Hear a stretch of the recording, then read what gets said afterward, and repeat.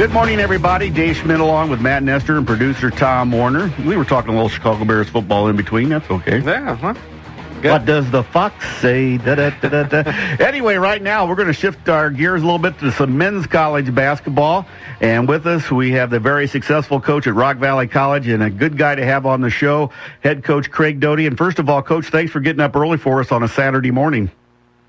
Well, there's nothing more I like to wake up early for on game day than to talk to you guys, Dave and Matt. So I'm thrilled to be on. Wow, we could use that for a promo. That was good, Coach. I like that. Hey, let me ask you a quick question. I've been following you guys, and I love the little updates you guys put out before every game. You got a kid from Byron, Dalton Payton, right? He has really just kind of come out of nowhere and has really turned himself around and helped you guys out a lot. That's the success stories you'd like to see at a junior college, isn't it?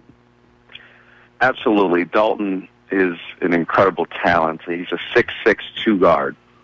He can shoot the heck out of it, and overall he's a great kid too. Out of high school, he didn't really have anything going, hardly any recruitment at all, and he ended up. He's one of those guys who we had Brant Voiles on our team from Byron as well, and Brant was a backup there, and Brant ended up leaving last year, signing nearly a full scholarship to Post University, a Division II school out in Connecticut, where he actually starts right now, and they're number one in their league, and he's having an outstanding career. And Brant kind of got us on Dalton a little bit, and Dalton didn't have anything else going on, and Dalton ultimately made the commitment to come. He needed to add weight. We redshirted him last year, and it was a great year of development for him. He took his game to the next level, and we knew the whole time that he could pass, he could shoot, he could defend, he could do a lot of things for us, but we didn't imagine that he would be able to turn it on this quickly in his career. I mean, he was playing. The plan was to have him back up Jared Mays this year, and we had to move him to the two-guard spot so we could play them both together at the same time. That's how special he is. You know, I've always looked at this area as an under-recruited area. You know, with some of the success you guys are having with the local players and some of the things that they're going on to do, and other players that have gone on to do things, that didn't come through the school. Do you ever worry about maybe that recruiting area maybe drying up because some people might start coming around here? Yeah, our talent the past few years has kind of been predicated on how talented the Nick 10 is. Mm-hmm. Right now, on our active roster, 10 of the 12 kids they played in the Nick 10 in high school, and then obviously we got Dalton from Byron, and then Caleb Scoop from Milledgeville. So it's almost all state line area kids, and to be honest with you, and on the boys basketball side, the level of play is a little bit down this year. Mm-hmm. And you're not seeing the same type of kids. And from what I heard before I came here, and Coach Steve Gores was my assistant for a while. He'd done it for a long time. And you hear about those teams in the '90s and even up through Fred Van Vliet's days. And mm-hmm. the area was mass producing high level Division I kids on a year in year out basis. But that's just part of high school basketball. There's going to be fluctuations in talent. It's going to go up and down and have up years and down years. I know on the women's side, Misty says that the talent level is as good as it's been since she's been here. So, we can't say, well, the area's kind of dried up, and we're just going to settle and not compete at a national level. We're always going to prioritize this area. And then at the same time too, we'll hit our supplemental areas when we have to go out and get kids that can help us compete at a national level. So we're still on the top 5-6 kids in the city. We're really excited about them, but we're branched out a little bit too, and going into other areas that are going to be able to help us out. But in regards to other coaches coming in and recruiting this area, I mean, it's been going on forever. Kishwaukee, Sauk Valley, Highland, Kankakee, they're in town constantly, and they're going to continue to, and we just have to beat them out for those best players in the city. We're talking with Rock Valley College men's basketball coach Craig Doty. And Coach, when I look at your team, you need about 3 basketballs and about 20 extra minutes to get them all their time to play, because you have a really talented team this year. I thought last year you had a really talented team, which you did. But, man, you got a lot of kids that probably on the bench that could be playing for a lot of people.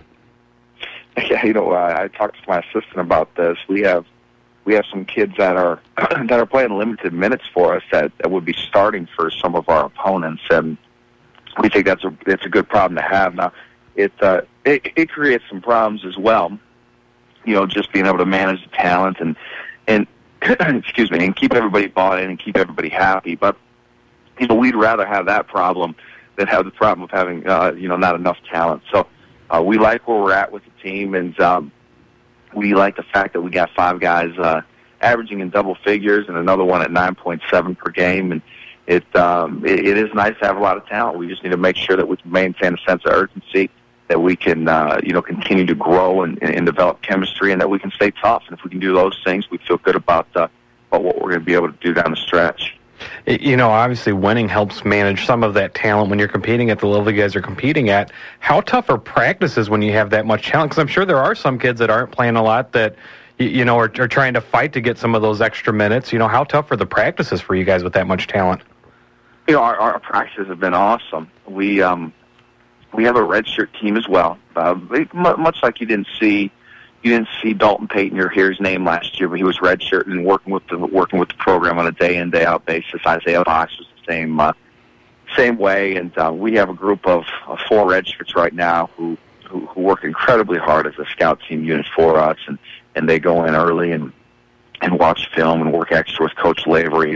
For instance, we played Joliet today, number 6 in the country for Division III junior college, and they really gave us a good look at what Joliet's going to do, and it's a lot of prep work. I mean, every game we factor it's about a 15-hour preparation the week of that game for each respective game. And that's from the coaching staff to running the practices to film exchange, all the way through up until the start of the game. So having high-level kids in your practices on a daily basis makes things interesting from a competitive perspective, and kids always get a chance to prove themselves. And I tell them that all the time.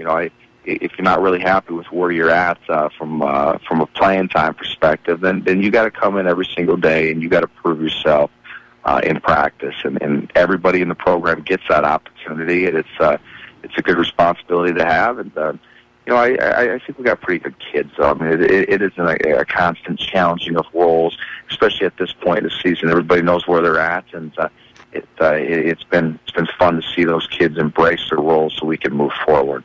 You talk about the prep work, and I always find that fascinating. You talk about the 15-hour prep for a game. How do you condense that when you get into a tournament setting where maybe you have a quicker turnaround?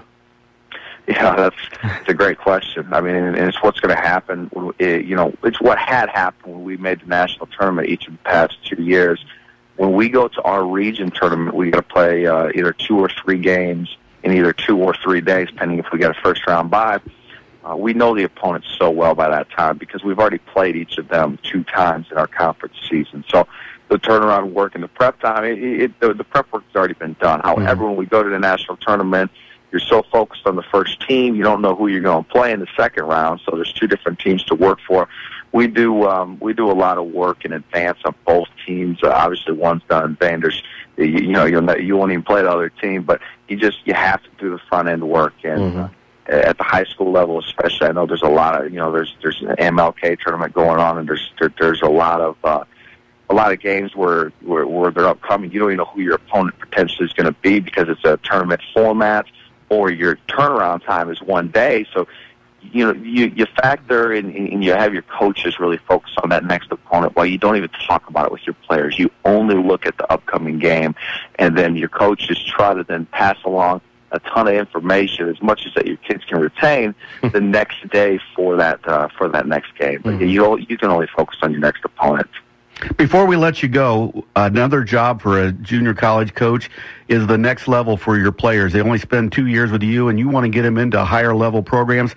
Can you give us some insight on what you're working on right now and some of the kids that might be getting that chance to move up to a higher level? Yeah, it's being a junior college coach is great because not only are you constantly recruiting kids in, but you're helping recruit your kids out at the same time. And we have guys like Jared Mays, and we receive substantial calls from schools like Wichita State and Southern Miss and Southern Illinois. He's got a lot of stuff going on. I mean, I think UW Milwaukee and Bowling Green and Southeast Missouri. Those are 3 of the schools that are doing the best job with them right now. Division I athletics is such a unique beast, especially on the men's basketball side, where transferring is so prominent, and coaches sometimes recruit and keep an active recruiting base despite maybe not even having a scholarship available, with the assumption that one or two kids may not be retained the following year. So there's a lot of coaches out there keeping Jared warm, and there's a lot of coaches who are using him and looking at him as a primary option. They've been valuing him since this past fall. And Ben Greigel's got a lot of Division II stuff going on. He's playing at the top of his level right now, and I think that's the best level for him to go to. It's a level where he can go. That's a Quincy, a Lewis, a UW Parkside. That's the local Division IIs in this area. He can go into that level and compete right away. And get on the floor and make a major impact. Frank Cimino as well has a lot of Division II stuff going on. And then we have other guys who have Division II and NAI schools. We're looking at them, but the goal is when they come here that if you're a Division I caliber player, you come here for 2 years, you finish and get your associate's degree, and you move on. We get you to the level that you belong to. Sometimes you got to look at, you want to stretch the kid out and maximize him and maybe bring him, help him go to a Division I where he'll be a role guy, or does he want to go to Division II and be an immediate guy? And those are the things we talk to our guys about. And it's ultimately up to the kid and his development and what his interests are at the next level. But we've got a lot of guys that have a lot of things going on. Our phone is ringing nonstop.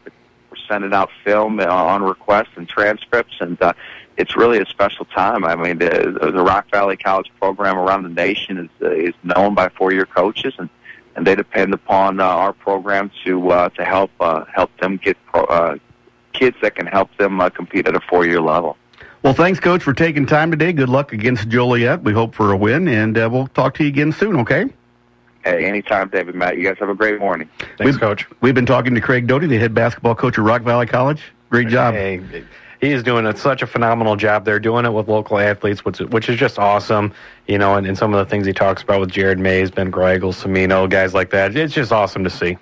And I always ask him, usually, anybody talking to you, he don't give you any answers, so that's why I didn't ask him this time.